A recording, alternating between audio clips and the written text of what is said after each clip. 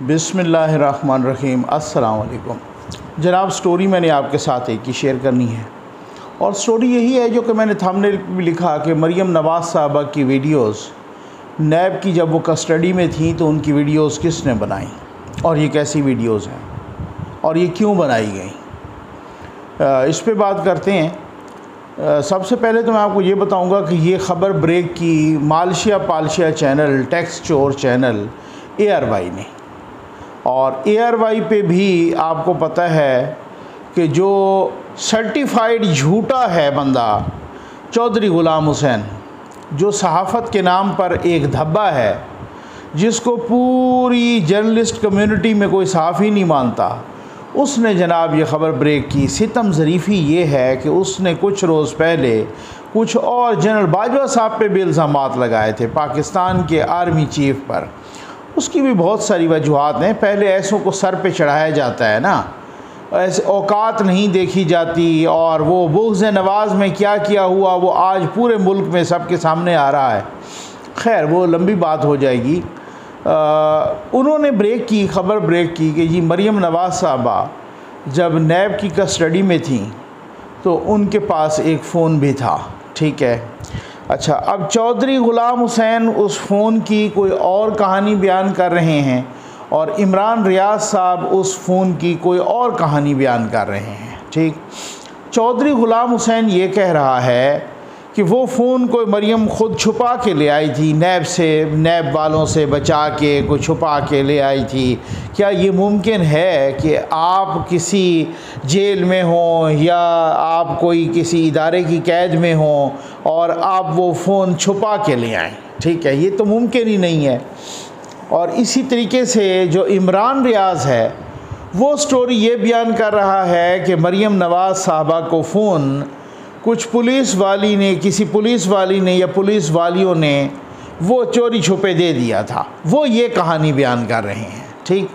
अच्छा, खैर वो जो भी है, वो फ़ोन भाई उनके पास, उनके बकौल के वो कहते हैं कि वो फ़ोन उनके पास है, पास था। वो फ़ोन पर ना बातें किया करती थी अपने घर में, या वाले साहब से करती होंगी या किसी और से। वाले साहब तो खैर उस वक़्त थे भी जेल में, और या भाइयों से या कोई और अपने पार्टी के रहनुमाओं से वग़ैरह। ये वो चौधरी ग़ुलाम हुसैन के बकौल वो कहते हैं कि वो फ़ोन इस तरह से पकड़ा गया कि वो किसी को किया वो, और वो ऑलरेडी भी एजेंसियों के राडार पे था। तो उन्होंने ये कहा कि जी ये मरियम नवाज़ कहाँ से फ़ोन कर रही हैं इनको, वो तो ऑलरेडी नैब की कस्टडी में हैं। उन्होंने फिर ये रोला डाला और ये कहा कि जी वो तो आप तलाशी लें, और जब तलाशी ली गई तो फिर फ़ोन जो है ना मरियम नवाज़ साहबा ने एक गद्दे के नीचे रख दिया और फिर ख़ुद ऊपर बैठ गई।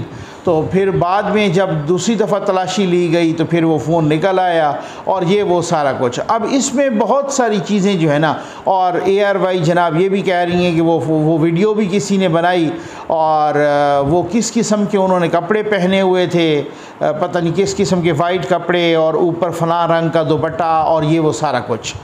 सबसे जो ख़तरनाक तरीन बात वो ये है, चौधरी ग़ुलाम हुसैन कह रहा है कि वो वीडियो मैंने देखी है। अब आप अंदाज़ा कीजिए कि पहले तो आपने वीडियो बनाई, और वो वीडियो आपने 3 दफ़ा के इलेक्टेड प्राइम मिनिस्टर की बेटी की बनाई, और वो ये इस किस्म की वीडियोस का ख़ुद मरियम नवाज़ साहबा पहले तज़किरा कर चुकी हैं। वो कई दफ़ा कमरे में आ जाते थे, वो वीडियो बनाते थे। इससे पहले जनाब मरियम नवाज़ और इसी के साथ मरियम नवाज़ साहबा ने भी कहा है, और ख्वाजा साद रफ़ीक ने भी कहा है कि नैब ने वाशरूम्स तक भी कैमरे लगाए हुए थे। अब आप इससे ख़ुद अंदाज़ा कर लीजिए कि नैब किस तरह से। अब ऐसे नहीं है कि आहत चीमा, ऐसे नहीं है कि आज भी आसिफ अली जरदारी समेत आज भी शाहिद खकान अब्बासी, वो सारे कहते हैं कि भाई दुनिया के हर बंदे को माफ़ कर दो, चेयरमैन नैब जो जो गुजरा है चाचा चुम्मा चट्टी, इसको माफ़ नहीं करना। और ये अगर नैब चलेगा तो पाकिस्तान नहीं चलेगा, ये बिल्कुल ठीक कहते हैं। ये ब्यूरोक्रेसी नहीं चलेगी, ये बिल्कुल ठीक, या ब्यूरोक्रेसी पाकिस्तान को चला लो, इदारों को या नैब को। अब ये एक अलग डिबेट है कि इस नैब को किस ने इस्तेमाल किया। इमरान नियाज़ी ने भी इस्तेमाल किया और कंट्रोल टावर ने भी इस्तेमाल किया, अपनी मर्ज़ी के मुताबिक इस्तेमाल किया। और इस्तेमाल किया आज की जो हुकूमत और कल की जो अपोजिशन थी उन तमाम के ख़िलाफ़ 3-3.5 साल रज के इस्तेमाल किया। ठीक है, अब ये तो वो वीडियो बनी, और वो वीडियो सबसे जो ख़तरनाक बात मैंने आपसे कहा है वो ये है कि चौधरी ग़ुलाम हुसैन कह रहा है कि वो वीडियो मैंने देखी है, और वो कह रहा है कि मैं हल्फन कह सकता हूँ। उससे एंकर ने पूछा कि जी आपने वो वीडियो देखी है, तो कहते हैं कि जी मैंने वीडियो देखी है, मैं हल्फन गवाही दे सकता हूँ, मुझे अदालत में बुलाया जाए मैं उसमें भी गवाही दे सकता हूँ। ठीक है, अच्छा अब मुझे ये बताएं कि अगर वो वीडियो वहाँ पे बनी, वो चौधरी ग़ुलाम हुसैन को किसने दिखाई? ये तो बहुत ही ख़तरनाक तरीन सूरत हाल है ना कि आप एक ख़ातून की वीडियोज़ उसकी मर्ज़ी के ख़िलाफ़ बनाएं और फिर उसके बाद वो वीडियोज़ चौधरी ग़ुलाम हुसैन को दिखाएं या चौधरी ग़ुलाम हुसैन को दें। ये बात है ना, ठीक है ना। ये किसने किया है आखिर? वहाँ किसी की ड्यूटी होगी ना, वहाँ कोई वहाँ पे लाहौर नैब की कस्टडी में थी, वहाँ का वो डीजी नैब होगा, यहाँ पर भी वो नैब की चेयरमैन भी थे। तो वो किसने बनाई थी और वो वीडियो इनको किसने दिखाई?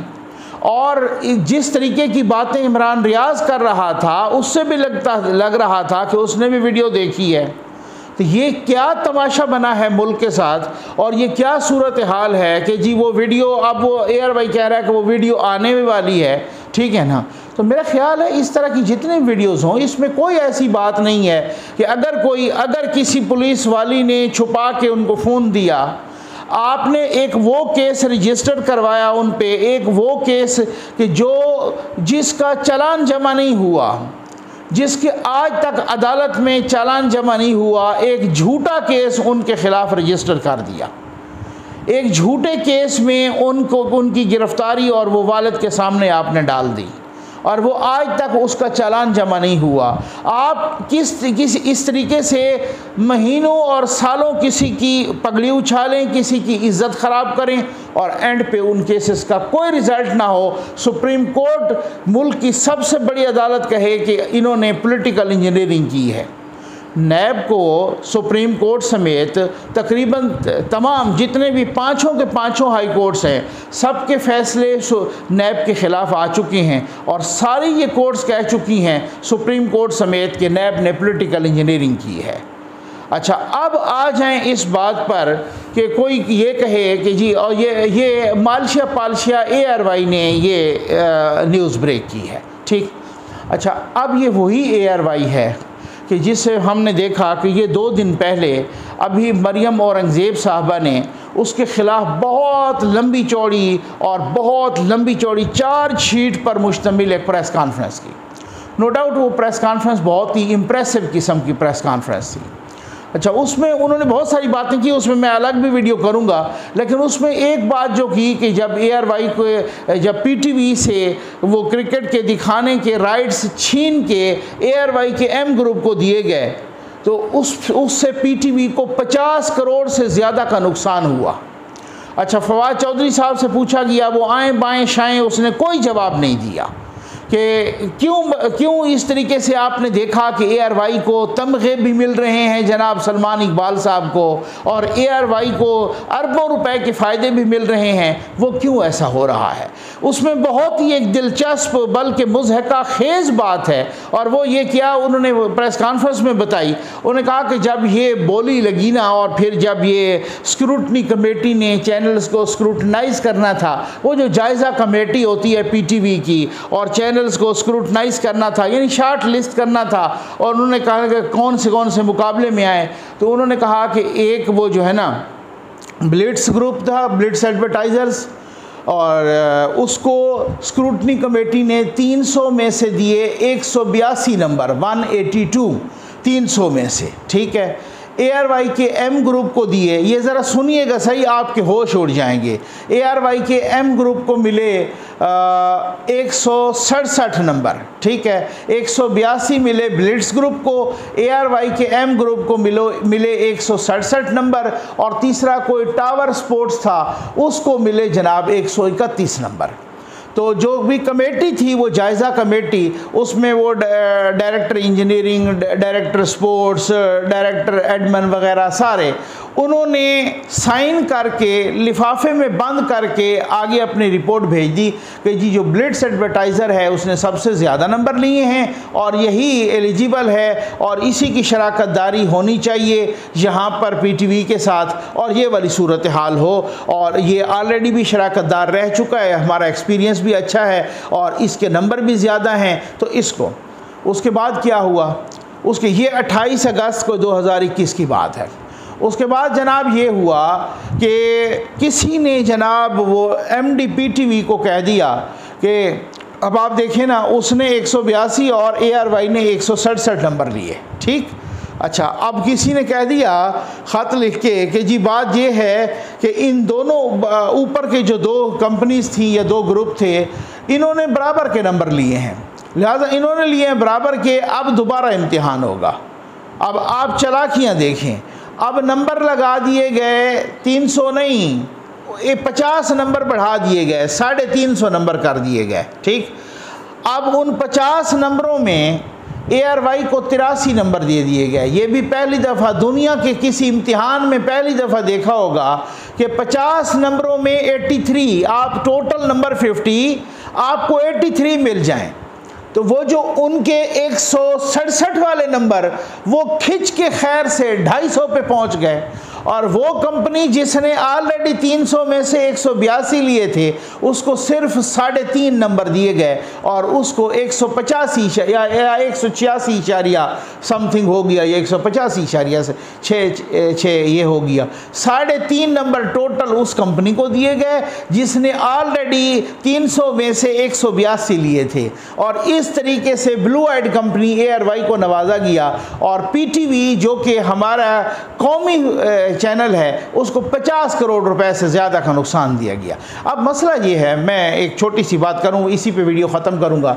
मसला ये है कि ये किसने तहकीक करनी है, किसने तफ्तीश करनी है, किसने ये ऐसे लोगों को सज़ा देनी है, किसने पूछगछ करनी है नैब से, नैब ऑफिशियल से, ये सारी चीज़ें किसने, और किसने ये पूछना है कि वो वीडियो क्यों बनी, कैसे बनी, वो वीडियो चौधरी गुलाम हुसैन और ARY तक कैसे पहुंच गई, ये इस मुल्क में तमाशा क्या हो रहा है, ये सारा कुछ इन्वेस्टिगेशन किसने करनी है। अगर कोई ये कहे कि मरियम नवाज़ साहबा नून लीग के सदर की अपना हयात कायद की 3 दफ़ा के इलेक्टेड प्राइम मिनिस्टर की बेटी हैं, वो जब भी नून लीग को चाहिए जनाब, अभी भी ज़िमनी इलेक्शन की कंपेन उन्होंने चलाना है, 2 के नाम पे वोट पड़ते हैं, एक नवाज़ शरीफ और एक मरियम नवाज़। और मरियम नवाज़ ही ने, जब नवाज़ शरीफ भी अभी बेचारे वो ज़ेर अताब और जेल में थे, फिर उसके बाद वो बाहर चले गए, और मरियम नवाज़ ने ही सारा नून लीग को संभाला। अब मरियम नवाज़ की इस तरीके से उसको डिफेंड किसने करना है, उसको नून लीग ने करना है, नून लीग की हुकूमत करना है। अगर कोई ये सोचे कि कोई इदारे आपकी कोई इस सिलसिले में मदद करेंगे तो वो खाम ख्याली है भाई। इदारा जो सबसे बड़ा इदारा, जो हमारा माया नाज इदारा, जो पाक फ़ौज का इदारा, वो माज़त के साथ मैं कहूँगा वो तो अपने चीफ़ की हिफाजत नहीं कर पा रहे।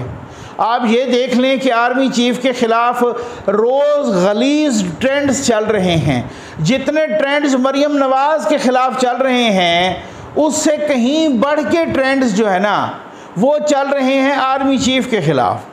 तो अब तो यूथिये ये कहने लग गए हैं भाई, ये यूथिये बबांगे दोहल कह रहे हैं, जहाँ पर भी निजी महफिलों में बैठते हैं इधर उधर के, देखो जी वो तो इनको किस तरह से हमने अपना बैक फुट पे ले आए हैं, इनको किस तरह हमने दीवार के साथ लगाया है, ये देखो हमने किस तरह से इनकी वाट लगा दी है। तो जो इदारा वो कह रहे हैं चीफ़ की नहीं हिफाजत कर सकता, वो यहाँ तक कह रहे हैं खुदा न खास्ता वो मुल्क की क्या करेगा।